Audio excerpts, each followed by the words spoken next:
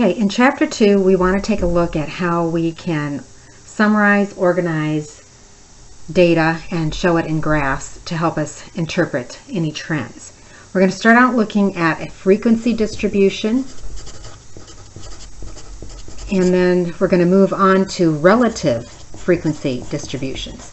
Okay, what a frequency distribution does is it allows us to look at, or we're actually taking in data that is actual counts, or classes of data. We'll talk about what that means in just a bit. With relative frequency distributions, we're looking at percentages. So I want you to include that information here. Now, if you remember, when you're calculating percentages, you're actually calculating the part divided by a total is equal to the percentage. That may have been a while since some of you have worked with that, but I wanted you to recognize that's our general formula for finding percentages. Okay, so once we organize in a frequency distribution, we can kind of see some trends, but we can look at it even closer by creating frequency histograms. And then we will also, in our next activity, take a look at relative frequency histograms. And so basically what I want you to recognize is that a histogram is basically a special kind of bar graph in terms of learning the definitions here. Okay, so what I've done here is I've got a frequency table. Basically our frequency distribution, how our data is distributed, is organized in this table. So when I look at this first column, I am looking at the verbal IQ scores of subjects who have been exposed to lead. And I have these different classes. So I want you to see that we have IQ scores in this first class running from 50 to 59, our second class from 60 to 69, and so forth. In our next column, we have our frequency, or the actual counts of the number of individuals who had IQs, verbal IQs that fell into each of these classes. So that's our bare bones frequency distribution in terms of a table. Now, what I've done here is and I would encourage you to do the same, is I've extended the lines across here so I can further work with some of this data just for the sake of helping you to recognize different components of the features here. Okay, so one of the first things we want to do is when I want to identify how many classes of intervals of data we have here. And so we have a total of 8 different classes, and you can see that this intervals of data would be our definition for classes. And then what is the class width? Now the class width is going to be the difference between the different, the lower limits here from 50 to 60, we can see that we have a class width of 10, or you could look at the upper limits and see again that from 59 to 69 you have a class width of 10. So our class width of 10. So it's the difference between your two different lower limits going forward. We could grab any two and calculate that as well. Okay, so next thing we're asked to do is name the upper and the lower limits of the class with the highest frequency. So I'm going to go through here and look at my frequency column and see that my highest frequency is 43. When I follow back here, that we can see that a large number of IQs fell in this range between 80 to 89. So that's what I want you to write in here. Okay, and then we're going to be asked to calculate the midpoint of each class. So this takes a little bit of thought here. The formula for calculating the midpoint is actually the upper limit plus the lower limit. Calculate that and then divide by 2. So I'm just going to grab my first one and calculate that, 50 plus 59, and when I divide that by 2, I come up with 54.5. So I'm going to go ahead and write 54.5 across here under the column for midpoint that I've created. Oops, I've got that on the wrong one. 54.5. And then I would calculate the second one. Again, it would be 60 plus 69 divided by 2. It's going to give us 64. Because these class limits, the class width is 10, we're going to see that these midpoints are going to increase in increments of 10. That's kind of unusual. That's just because our class width happens to be 10 that we can go ahead. So you can go ahead and just go down here and fill in all of these class widths, or midpoints I should say.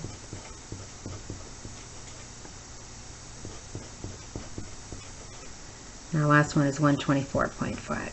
So here are each of our midpoints. Now the boundaries, what are the class boundaries for each interval? This is going to be a little tricky because with the class boundaries, you need to recognize that there are no gaps. And so you have to kind of go back to thinking about rounding rules. So looking at this first one, I've got 50 to 59 is my class interval here.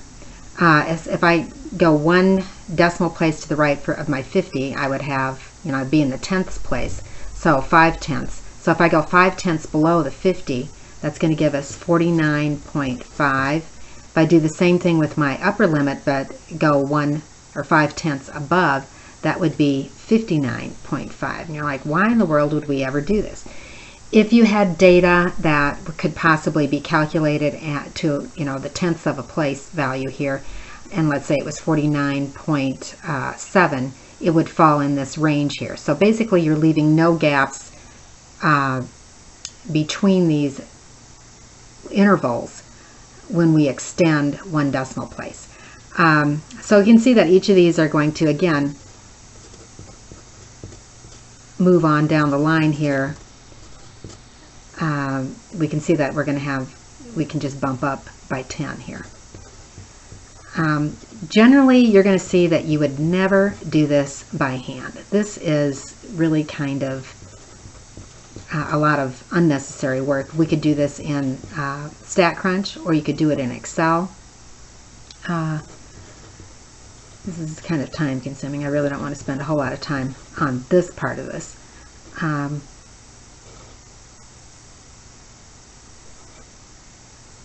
Oops, I'm hopping ahead too much here. Might as well just kind of do it this way, go down the line and do all of our lower boundaries, and then do all of our upper boundaries.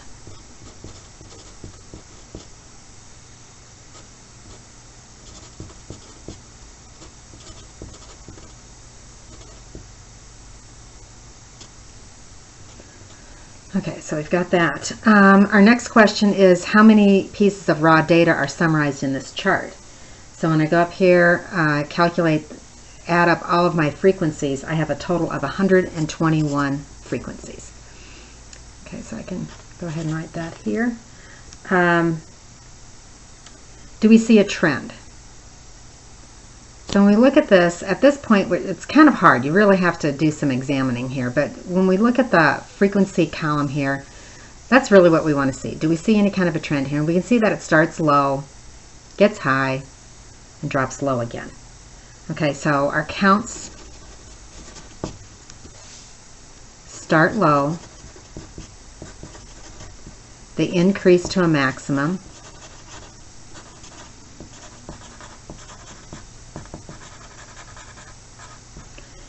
And then they get smaller. Okay, that general trend is what we call a normal distribution. Usually we want to take a look at this, though, in a graph of some sort. So now we're going to switch gears and we're going to start looking and thinking about creating a histogram. So what I want you to do now is draw kind of a vertical line here along with a horizontal line, and we are going to graph this data here. I can see that my counts, or I should say my classes, start at 50, they run up to 139. I have 8 different classes here. What I want you to recognize is that these classes are going to go on the x-axis. I could either put in each of these classes here on my x-axis, or I could put these midpoints. I'm going to go with the midpoints today. Okay. Also, I want to look at the frequency counts here, and they're going to go on the y-axis. Later, we're going to do a relative frequency histogram, and we're going to be looking at the percentages. And we're going to put those on the y-axis. But for right now, we're just putting these frequencies. So when I look at my frequencies, I can see my lowest one. I've got 2, 3, 4, so forth. My highest one is in the 40s. So we need to divide up our vertical axis. I'm going to go ahead with 5 increments here, just because that's going to catch everything. So I could go ahead and start this at 10, 20, 30, 40, and 50. Okay, when I look at my number of intervals here, I can see that I have 8 intervals, so I need to do 8 intervals going across here, or 8 increments. So I'm going to just kind of divide this up so that I have somewhat relatively spaced 8 increments here. And along this axis, I'm going to go ahead and put in the midpoints just because I have less copying. So I'm going to twist my paper here a little bit, and I'm going to write 54.5, 64.5, 74.5, and so forth. So hopefully you can follow along and do this as well.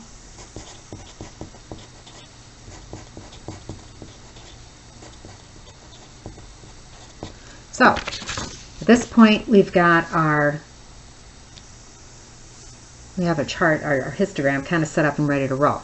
So I can see my lowest one, or 54, is going to be the interval that has the midpoint of 54.5 has a frequency of 4. So that's going to be kind of a little less than half of this right here. So I put a bar in there. Now in a histogram, what I want you to recognize is your bars all touch each other. For 64.5 we have 10, so that's going to be kind of right here. Then we have 25, and that's going to be right here. And again, I don't have my widths done very nicely, but please bear with me. Then we have 84.5, that has a class size of 43, so that's going to bump up all the way up to here. 94.5, we are back down to 26, so that's going to be a little bit lower. Then we have 8, we're way down here again. Then we have 3, and then we have 2. So we've just drawn our first frequency histogram. And this, we can see here that again our y-axis has our actual, it doesn't have the actual counts, but it's briefing our counts. Okay, so what I want to get at here on our next question is, knowing that an IQ of 100 is considered to be, population average, do you think this data is significant? So I want to go back up here and I want to take a look at this. Average is right at about 100. So that would be about right here. So that should be our highest. In a normal distribution, we would have a distribution that would look kind of like this. I'm not super great at this. And we would find that it would look relatively symmetric like that. So my curved graph here is what would be considered normal.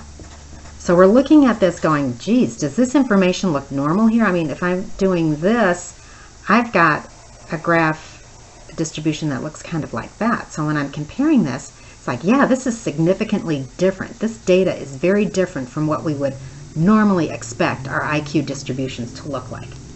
Okay, so that's what I want you to get out of this.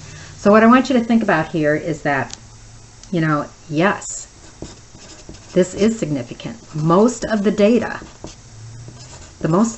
falls below 100, is less than 100. So when you look at this, this is considered to be the average, the high point, the max, in a normal distribution. And most of our data is actually half of that. I mean, way lower than that. So this is significantly different. So what I want to point out is that this actual data was presented to a jury in Virginia, and I don't even know what decade this was or how long ago, like probably 1930s or 40s, in a coal mining county, where the county was trying to prove that the coal company had, in their process of mining for coal, there was lead exposed in the groundwater, and that this was having a huge impact on the community. They looked at growth of environment and so forth, but one of the things they looked at is the impact of lead in the water and how that has impacted brain development, and therefore that was measured with IQ. And so we can see this information was presented to a jury so that the jury could see that, yeah, there really was an impact. Actually, the cause and effect they couldn't really prove, but they could, by this, but they could prove that this county, the IQ for average children in the elementary school was much lower than the population IQ of the rest of the population of the United States. And so this was a quick way for that legal team to display that information with not just this frequency distribution, but this frequency histogram, so that the jury could see that, yeah, there really was a significant difference. Okay, so one of the things I want to also point out are advantages and disadvantages of organizing data like this. So an advantage of organizing the data into the frequency distribution in the histogram is that it visually displays trends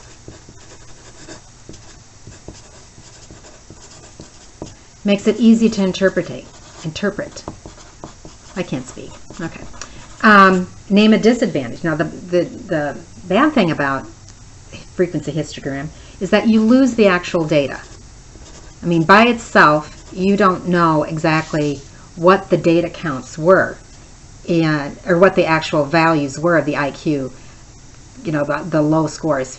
We just know that we had 4 that were somewhere between 50 and 59. We don't know if they were 51, 52, 53, 54, if they were 56, 57, 58, and 59. We don't know. So we lose that actual data. And so what's so important about that is once you lose the data, you can't calculate a mean, which we're going to learn here in Chapter 3 that is another word for average, or a standard deviation. And as we move forward, we're going to find that mean and standard deviation are just the cornerstone of much of what we do.